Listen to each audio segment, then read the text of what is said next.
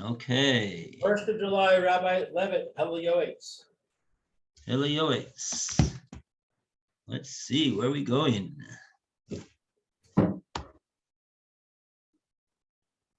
Okay, so yes, we are on page 401, and we're up to by reciting this. Just mentioned something to recite on the top of 401, the end of the top paragraph. Right. May it be your will, God, our God, the God of our fathers, to accept with compassion and favor every good deed that I do, whether in thought, speech, or action, and that everything should be for a merit, quiescence, and elevation of the person, spirit, and soul of my father, my mother, my father-in-law, my mother-in-law, etc. May it be favorable before you that their souls should be bound in the bond of life. By reciting this, he will receive a blessing from Hashem and from the souls of his parents. Fortunate is the man who does not need to depend on the table of his sons and fulfills the verse, others will praise you if you better yourself. He will not leave for others all his wealth. Rather, his righteousness will go before him. The metaphor of the candle that it illuminates in front and not behind itself is well known. Whatever merit his sons provide will only be extra. I'm not familiar with this metaphor that's well known. The metaphor, yeah, I'm not either. The metaphor of the candle. It illuminates in front and not behind it. Yeah, what does that mean? Oh, I know, because you're carrying the candle in front of you, so your body is blocking the illumination behind you. Maybe that's what it means. Mm-hmm. So the candle, not sure exactly what the mushal.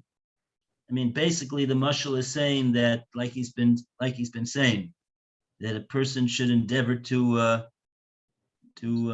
create his own merits and his own olam haba, and not rely on his children to create it for him. So that's the, yeah. Okay, whatever it is, we got the message. We got the message.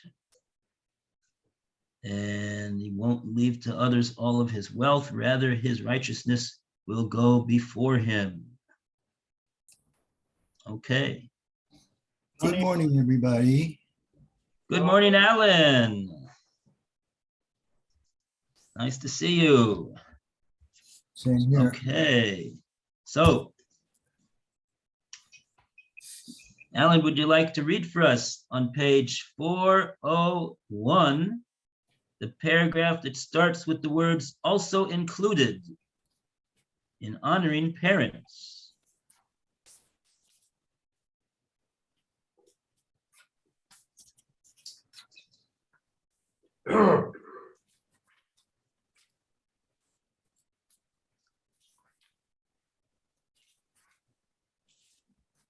Which paragraph? It's it's like the third paragraph, also included in honoring. Okay. Also included in honoring parents is striving with all of one's strength to bring merit to the persons by sending them to settle in the land of Israel. Even if the separation and expenses are difficult, is nothing compared to the satisfaction that a child provides for them or bring merit to them. By doing this, his son will be forgiven for whatever wrong he may have done to them. O sages, the Kedushin said, fortunate is the man who did not know them. For what man can be sure that he satisfies his obligation? However, when the son is not with them, excuse me, and his evil inclination does not provoke him, the child's soul desires to honor them with great strength and power, and God attaches these good thoughts to action. For this reason, it is also good to send them to settle in the land of Israel. Oh, wow. Okay. All right. Very good. Oh, Roy got in. Yeah. Okay, Good morning. Roy, glad you Good morning, finally Rabbi got in Levitt. there. Thank you. Good morning, Rabbi Levitt. Good morning, everybody. Good morning, Alan. Good morning. Right. Good morning, Lou again. Uh, What's the matter with you, Alan? I'm just something very dry in my mouth. Go and get a schnapps, It was a piece of pretzel. piece of pretzel. You should try and steer clear of alliteration.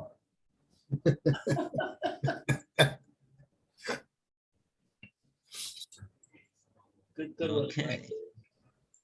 What? I said All that was a good one for Roy. Oh, Roy gets a good one.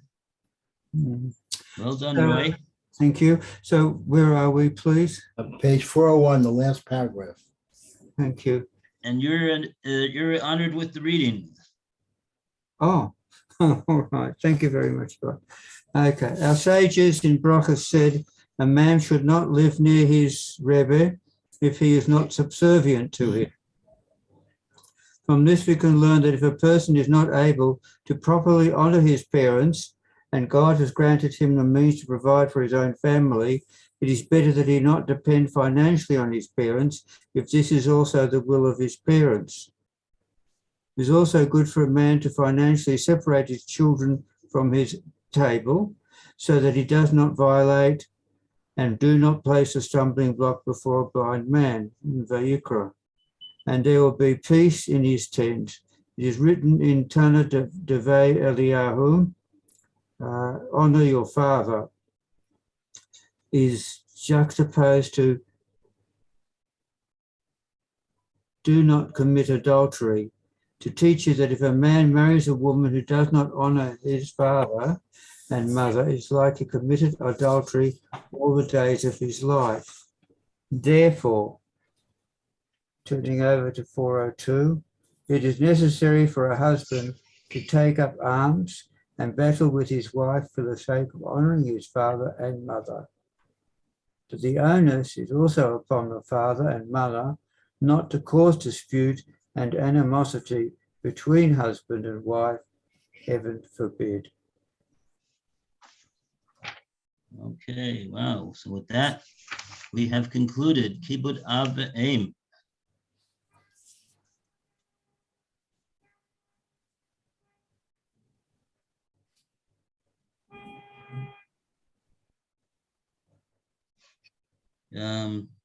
Just trying to figure out the beginning words of what he said over here. He's connecting proper honor of parents to the financial dependence issue. What is it exactly that he's saying over here? From this, we could learn that if a person is not able to properly honor his parents, Hashem has granted him the means to provide for his own family. So it's better that he's not dependent on his parents. This is also the will of his parents. Oh, so maybe what he means is that if in any case this person has a difficulty with his parents, honoring them, and he gets into various disputes with them and things of this sort. So by all means, if he has the ability to do so, he should not make himself in a situation that he's dependent upon them financially. Because that, of course, we understand, will complicate the relationship. I suppose that's what he means. Okay, that's easy to understand. Reading it over a second time. It's also good for a man to financially separate his children from his table,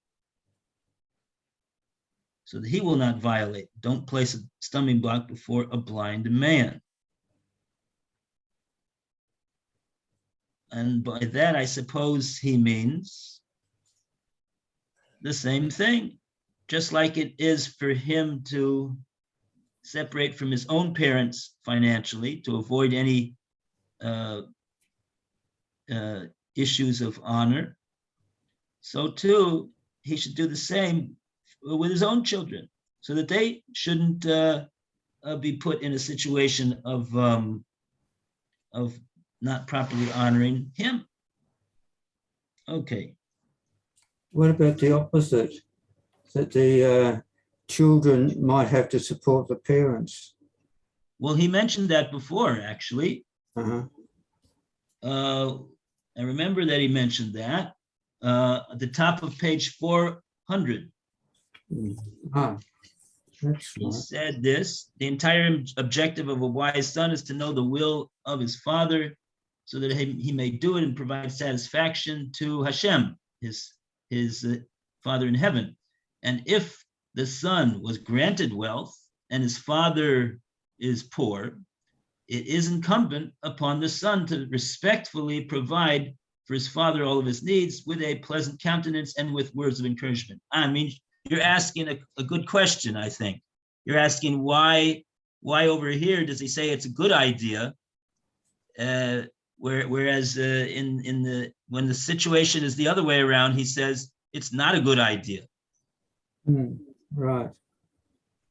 I suppose the answer to that, you probably can figure that out as well, is the dynamics of the son vis-a-vis the father, and his support of the father is a different dynamic than the dynamic of the father having to support the son. This way around, when the son is supporting the father, the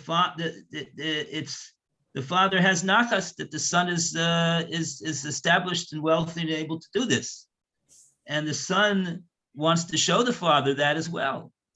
So this perhaps that's the reason why it won't cause a fallout in the relationship itself. Whereas the other way around, the father wants a son to establish himself. That's what he has to do. That's what he did. So he wants his son to do the same thing, and naturally so. And he knows that that's the thing to do. So if he has to support the son, it strains the relationship. Unless, of course, the father has a son who's learning and he appreciates what it means to have a son who is a Talmid Chacham who's learning. In that case, then he understands that the son is establishing himself in a different type of a way, and that he needs his assistance.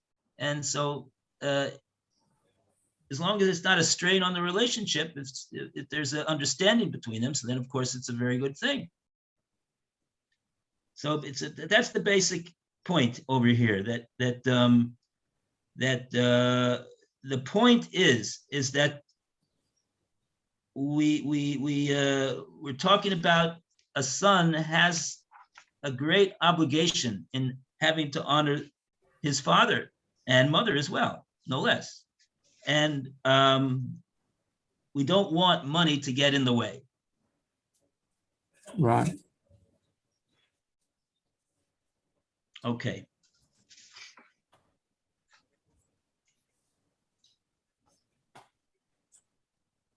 Okay. And a round of applause for Ibud Aim.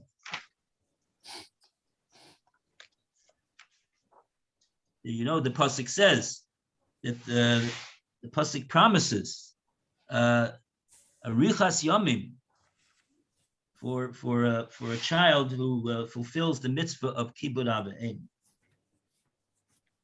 Arichas Yomim V'Shonim. Okay, Bezrat Hashem. And now we go from Kibud Avim to Kvod Chachamim. And we ask Lou to start off the reading of this section on page 402. Respect for sages. Great is the honor of sages. This is explicit in the Talmud and Holy Zohar. In this manner, all of the nation is at fault, because the sages refrain from expounding on this topic in public. Thus, people say that they are only demanding their own honor. In any case, it is appropriate for Torah scholars to display respect for their colleagues. Behold, the sages said, harlots braid each other's hair. Should not Torah scholars display respect for each other? This unquestionably applies to Torah scholars, who stand before each other and treat each other with mutual respect. It is even proper for a great Torah scholar to display respect for someone who is just beginning in the ways of learning, for two reasons. One, that other people will see and emulate his behavior. Two, in order to make the Torah beloved unto those who study it, when they see the praise of Torah, that one who finds Torah also finds life, righteousness, and honor. Okay. Yes, this was actually a very well-known part of the yeshiva that I attended in America. It was well known that the Rosh Yeshiva Zatzal was used to demand this, and everybody also understood, like Pele says, that he wasn't demanding it for his own honor. He was demanding it for the sake of the honor of Torah, and that people should understand how honorable it is to learn Torah, and that will encourage them to learn more and more Torah. And so that's the idea, that and when the more and more Torah is learned, that's a good thing for the person and for the whole world. So that's so this is a very, even for one Torah scholar to another Torah scholar as well, not just to someone who is a student of a Torah scholar, but even from one Torah scholar to another. And he says even a Torah scholar to someone who is not a Torah scholar, but who is starting to, in the ways of learning, to start to learn, even is it's proper for even someone who is a great Torah scholar to display respect for this person who is starting in his way of learning Torah, as he explains. And right? Okay, and very good. Okay, so next paragraph, disciples of the Arizal. We go back to Alan. Disciples of the Arizal wrote that a man unto whom Hashem has granted understanding and knows that the Torah, Vayikra 1932, said, "You shall stand before the elderly," or Torah scholars. Behold, when he does so, he fulfills a Torah mitzvah, and his reward is abundant and great. He merits the fear of Hashem. Nowadays, many common people do not stand either before the elderly or before Torah scholars because they are not aware that the obligation exists. Hashem, who is good, should forgive them. About this situation, our sages, Kedushin, said, "One who goes around, in order that he does not violate, you shall not place a stumbling block before a blind man, who will be given long life. However, if a Torah scholar sees that the mitzvahs are beloved unto a group of people and it will not be and in position on them to stand up, then he should pass before them in order that they fulfill this mitzvah, receive the reward, and it will be a source of satisfaction unto Hashem, according to what people assume about this person's stature. Even if they make a mistake about him, nonetheless, people have done a mitzvah and it provides some satisfaction. Above, before the Torah scholar passes in front of the congregation, should reflect and say, I know about myself that I'm not worthy, or if my neighbors would smell my sins, or I know my malicious wrongdoings, etc., in order that he shouldn't be neither arrogant nor derive pleasure from the honor shown to him. It is well known that the Sefer Hasidim, Simon A, wrote, whatever pleasure a person derives from the honor that is shown him in this world will be deducted from his merits. Wow.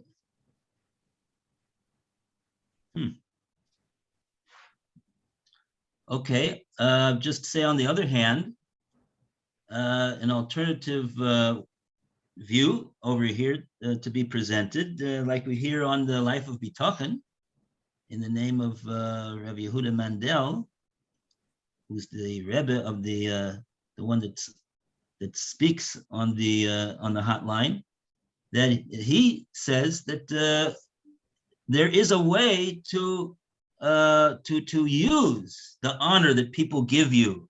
If they give you a compliment, if they give you a praise, if they say something nice about you, instead of saying to yourself, oh, it's not so, and oh, it's no, and blah blah blah, and not accept the compliment or the praise, he says that you should say to the person, smile and thank you very much for your compliment, and also not only outwardly display that it pleases you that he said that, but to internalize this. And for what reason? Not because you're looking for kavod. Maybe that's what the Sefer Hasidim is talking about. He's not looking to be honored, but he's looking for inspiration and validation, and someone has told him that yes, he is capable of doing. He does very well, and he says to himself, yes, I do very well, and that will continue to inspire him and push him on to do even more and more and more and be better and better and better. And that's the type of honor that someone can receive that will be an impetus for him to achieve more and more. So that's what Rabbi Yehuda Mandel would have to say about this Sefer Hasidim, about a person just he enjoys the honor that other people give him because he's looking for honor. Yes, that's not something to be involved in. But to do like the Pele Yoetz says over here, that when the scholar is passing in front of the congregation, everybody's standing up for him. He says, "Oh, I know that I'm not worthy. I know that I have so many sins and blah blah blah, and I know that my wrongdoings." Maybe there's another way that will be more of a. It depends. It depends on the person. Depends on the person. If that works for you, the main idea is that it should spur you to more and more growth and ascension in Torah and Avodas Hashem. Of course. So there are two ways. The one way is to say, "Oh, I'm not worthy, and I have to thereby fortify myself even more," and not say, "Oh, well, I've done everything that I need to do. You see how I'm getting so much honor. I don't need to push myself any further to achieve higher madrigas." Of course not. Of course, he shouldn't think like that. Okay. So we also learned somewhere that by doing this, by accepting that someone stands up for you, you're giving them the opportunity to do a mitzvah from that angle. Right. So you shouldn't really try and stop them from doing it. It's not nice, because you're stopping them from doing a mitzvah. So you have to suffer. Yeah. Right. The main, yeah. Right. Okay. So, very good. Okay. Um, 1 second, let me just close the door. Oh, and now we go to the included in the mitzvah of honor. So we go to Roy to conclude this section of Kvod Chachamim, and a round of applause for page 402. Included in the mitzvah of honor, in regard to all people whom one is obliged to honor, for example, his father, his mother, a Torah scholar, and a synagogue, is that in their presence, one should not speak boisterously with other people. It goes without saying that one may not demean or curse others in their presence. In all these cases, one demonstrates that he does not appreciate and does not have the proper fear of them, as a person should before an authority figure. It is as if he disparages the people whom he should revere. Therefore, all of his words to them should be in a low voice and in a courteous and respectful manner, not only to them directly, but also to others in their presence, not like many common people who, when they stand before a judge, speak in a rowdy voice, cursing and blaspheming each other with great audacity, even worse than in a butcher's shop or tavern. Woe unto such embarrassment. Woe to such shame. They will see that when they stand before their enemies or their sins in judgment, there is no voice and there is no response, no response. Will not a daughter of a Cohen be treated at least like an innkeeper? In Yevamot 122a. It is proper for a man who is God-fearing to suppress his anger, even if his friend provokes controversy. The voice of the fool comes from many words. Kohelet. He should not respond to the fool like his foolishness. He must protect his mouth with a seal for the sake of the honor of the Torah. Even if the judges are just 3 average individuals, like the appointees nowadays, one must stand before them with fear and reverence due to the fear of God, who stands in the midst of judges. Even if a person sees that the judges have mistreated him, one may not curse judges. He must believe that justice belongs to God and that God is judging him. This is sufficient for someone who has a good heart and proper understanding. Okay, very, very good. Very interesting. So even in regard to persons who one is obligated to honor, father and mother, a Torah scholar, and then he gets into the matter of judges, who even if they are not great Torah scholars themselves, but the fact that they are judges is in a bezdin means that Hashem is in the midst. He stands in the midst of the judges, and therefore, what they judge is really what Hashem is judging, and so for that reason, one has to be very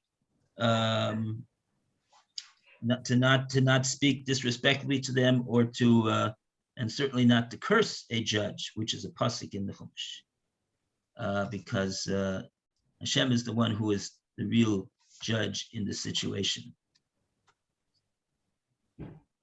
Okay.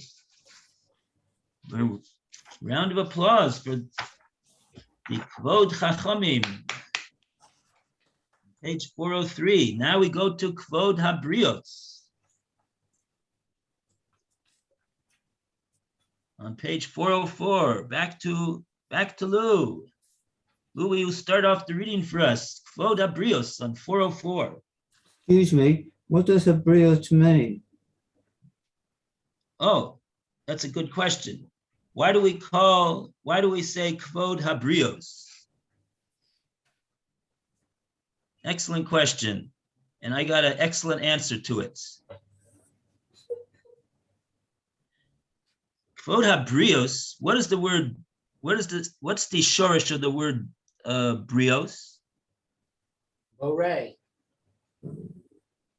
Okay. Meaning that this is a creation of the creator. This person over here is a creation of the creator. The creator created him. And so that alone obligates us to show a covet for this bria, for this creation of Hashem.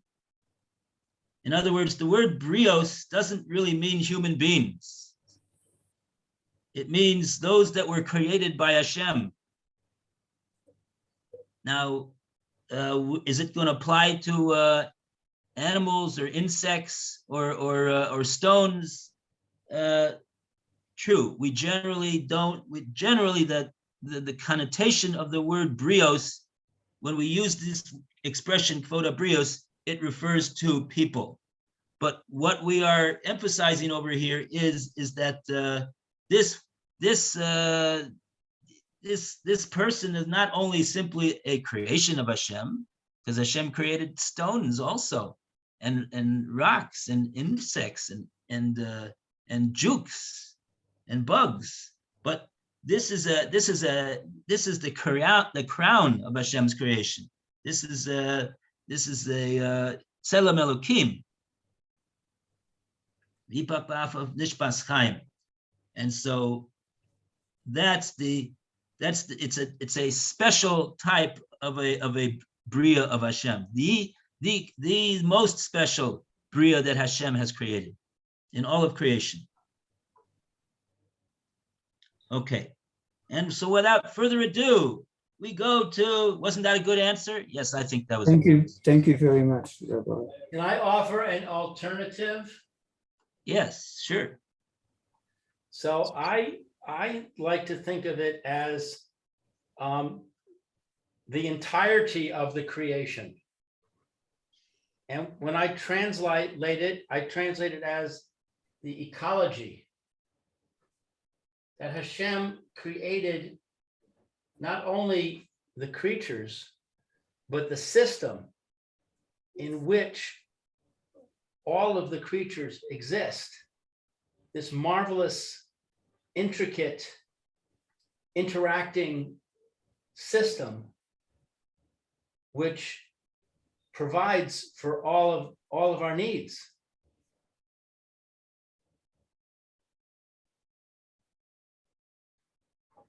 Okay, sure. The creation. That we should recognize and thank Hashem that He didn't just plop us down here.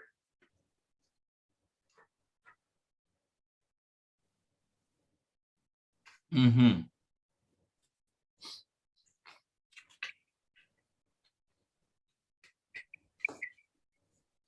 In other words, not only were we created in some type of a creation, but we were created in a creation which testifies to the perfection of the one who created it. It's a creation that befits the honor of the one who created it. Okay. Yeah, I like that. I like that too.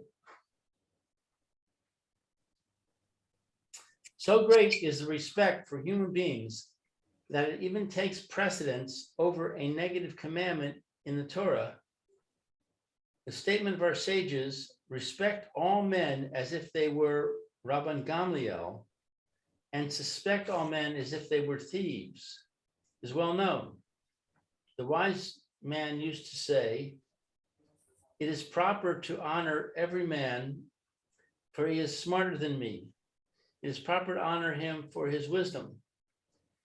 If I am smarter than he is, then he must be more righteous than I. For I sin knowingly, whereas he sins unintentionally. If he is rich, then it is proper to honor him for his wealth.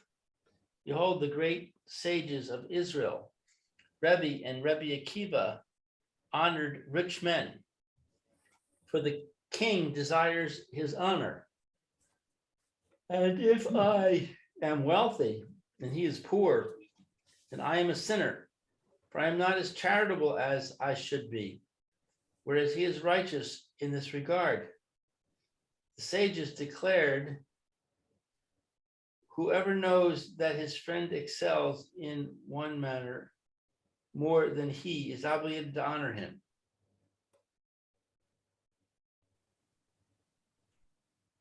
Okay, very good. So we're in other words, we're trying to the Pele Yoetz is giving an eitzah, how it is that a person can truly understand that there's an obligation to honor other people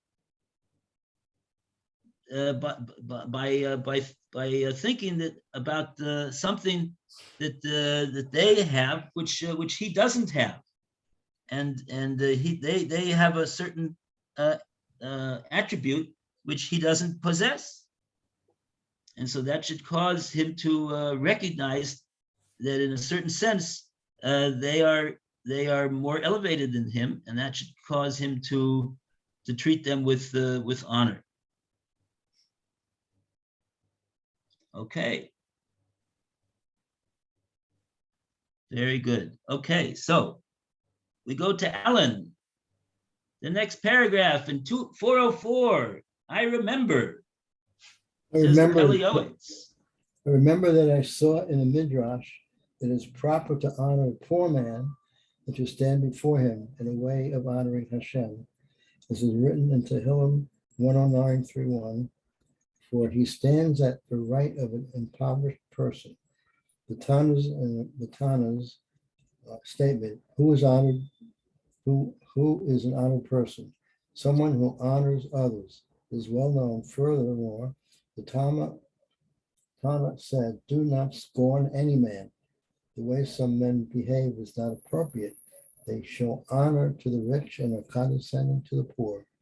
Since these men increase the pain of the poor man and cause them to vilify the attributes of the Holy One, blessed be He, Hashem will argue their grievance, Mishlei, and avenge their insult. How good and pleasant is it when a person makes a festive meal and invites his guests so that rich people and poor people sit at the same table. In this way, the poor people are honored.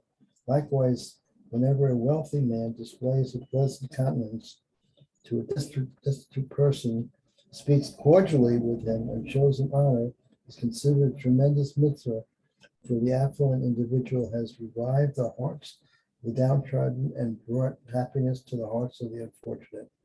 It's especially true if his relatives are bitterly poor. He should not be embarrassed to acknowledge that they are his kin. On the contrary, the rich person should socialize with his poor cousins and visit them on their happy occasions and festivals. This is his honor.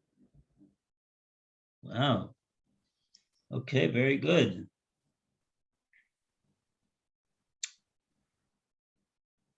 Okay, a round of applause for page 404. And now we go once again to Roy to conclude Kvod Habrios.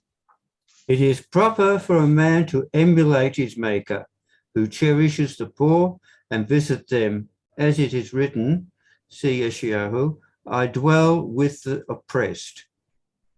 It is known that performing the will of a man is a way of showing him honor. It is proper to discern the real thinking of every person and to do his will, and to negate one's will before that of others. It has already been told about the Arizal that one time there was a Torah scholar who did not recognize him. This person wanted to walk ahead of the Arizal, and the Arizal chose to walk behind him in order to fill his will and honor him. A person must think how proper it is for one to be careful in the honor of the King of Honor.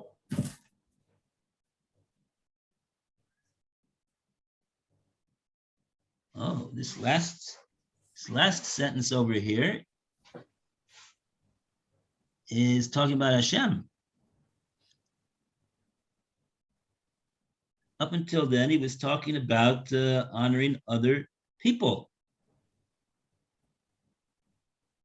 Now he says in the Latin, he concludes, a person must think how proper it is for one to be careful in the honor of the King of Honor, Melech HaKavod. Who is Melech HaKavod? Hashem Tzvakos. Who Melech HaKavod? Hashem is called Melech HaKavod. He is the King of Honor. So that's how he adds off. That really, it's the Ratzon of Hashem that we should honor other people. So really, in honoring other people, we are also directly honoring Hashem, because that's exactly what Hashem wants us to do. Okay, so that could be a eitzah of the Pele Yoetz to allow us to make it easier to honor other people, when we remember that really what we're doing when we do that is we are honoring Hashem, no less, because that's the Ratzon Hashem.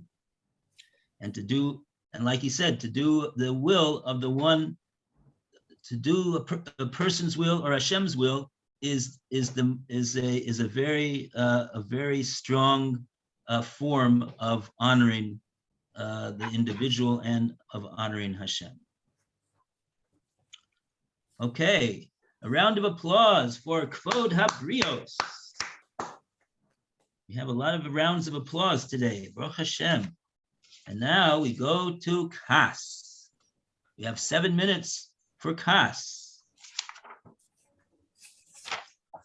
And we go back to Lou to once again lead off this entry. Please.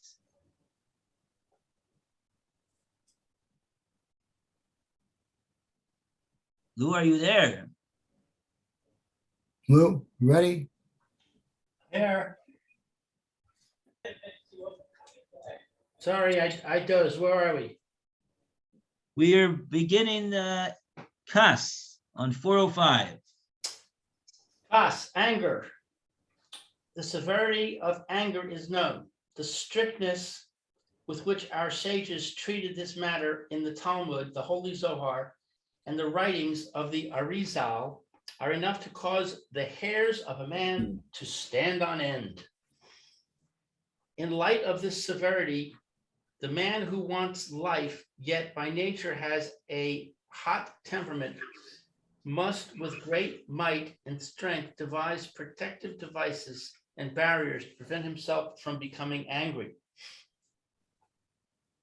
and to save his soul from descending to the depths. He must make war with skillful strategies so that he avoid anger completely.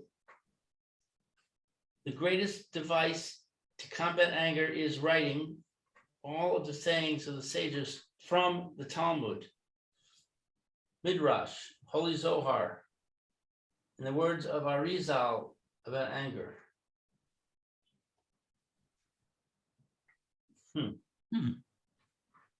They should be, that's a lot of writing, I'm thinking. They should They should be as a remembrance between one's eyes, and one must recite them daily in order that he be afraid and anxious, reel backwards, and arouse his good inclination against his evil inclination. If his anger subsides, that is good. If it is not, he must penalize himself either with money or with fasting every time he gets angry. If he is not able to control his temper, he must at least guard his mouth with a seal to prevent it from prevent him from straying anything bad at the time of anger. From saying anything bad at the time of anger. The angry man should make himself like a deaf person who does not hear, and like a mute person who does not talk. He must speak. If he must speak, it should be in a low voice and with words of reconciliation. Even if his heart is burning like fire and his anger flames within him, he is capable of controlling his words. Then his anger will be sterile. It will not yield any negative consequences. It is known that the sin of anger causes many other transgressions. For example, the fire of dispute, cursing, and many other similar evils. Silence at the time of anger is like water on the fire. The saying of our sages on the verse, God suspends the earth upon nothingness. The world exists only on account of the person who shuts his mouth during an argument, is well known.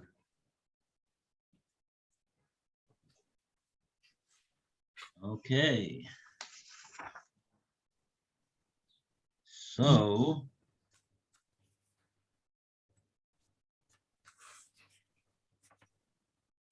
All right. Okay. Next paragraph. We go back to Alan, and a round of applause for page 406, 405, rather. This is 406. And we're going to continue here on 406. A person needs to reflect. A person needs to reflect how angry he gets at someone who treats him wrongly, yet he does not get angry at himself when it causes evil to his own soul. His anger consumes both flesh and spirit. He should think, what is he, and what is his life? Honor and disgrace and all matters of this world are total vanity and works of deception. A person does not harm his finger unless it's first decreed in heaven. What can a living man complain about? A man for his sins? A man cannot touch anything which is destined for his friend. The way of a person is right in his eyes, and therefore one should not blame him or get angry at him. A living man must place upon his heart these and similar pure thoughts relative to the matter that causes him anger, and in order to eliminate anger from his heart and evil from his flesh. Even if the beginning is difficult, until he grows accustomed to the changes in the end of the habit, but in the end, the habit will become part of his good nature. One cannot praise an individual for not getting angry who did not have the opportunity or a reason to get angry. The person's obligation is to suppress his anger even when he has a legitimate reason to get very angry. If he does need to instill fear in his children or in a similar situation, his anger should be only on his face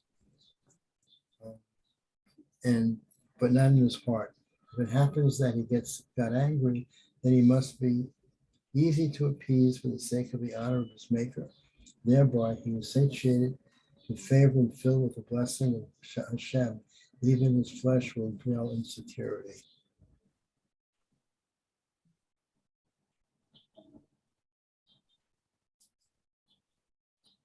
Okay, very good. His flesh will dwell in security, in the merit of not getting angry. Right, that's we said this once about a person who has jealousy. I guess jealousy is a type of a it's not really anger, but it's something perhaps related to it.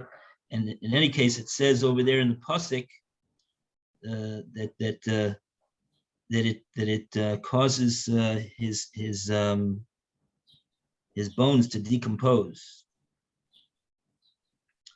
So he says over here, as far as anger goes, his flesh will dwell in security if he's conquered this midah of anger. And he's basically he's quoted basically words of bitachon and emunah about this matter. That what's he getting angry at this person for what he said or what he did to him? There's nothing that anybody can do to me, really.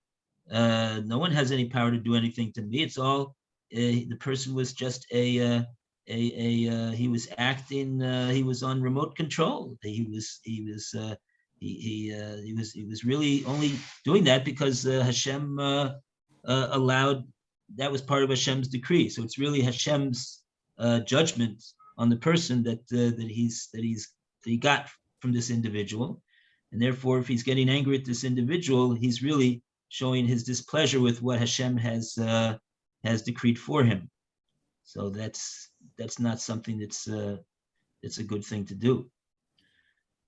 Okay, so want to wish everybody a wonderful Shabbos. Good Shabbos. Parshas Shalom, Chukas. Rabbi.